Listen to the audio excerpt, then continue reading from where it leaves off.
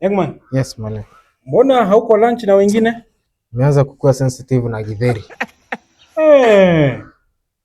Oh, nimejua. Si pesa yako imeingia? Yes. Na nikuulize, how did you do it? Mtu ambaye ako high school anaekewa help.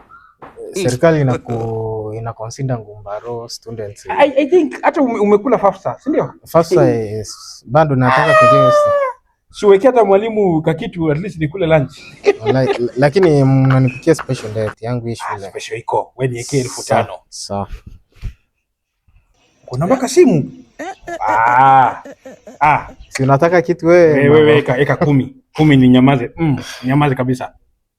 Hii kanisa ambayo ilikuleta umalize form 4 ilifanya kitu ya maana. Vizuri sana. Walikusaidia sana. Na mambo yake. Sasa uko na watoto wangapi? Ndio nataka hii mwaka niongeze watatu afike watatu. Wow. Niweke. Family guy. Family guy. Weka. Yes, mwalimu. Leo nikule mchele na nyama. Mimi very shakuwa sensitive inanichokesha tumbo.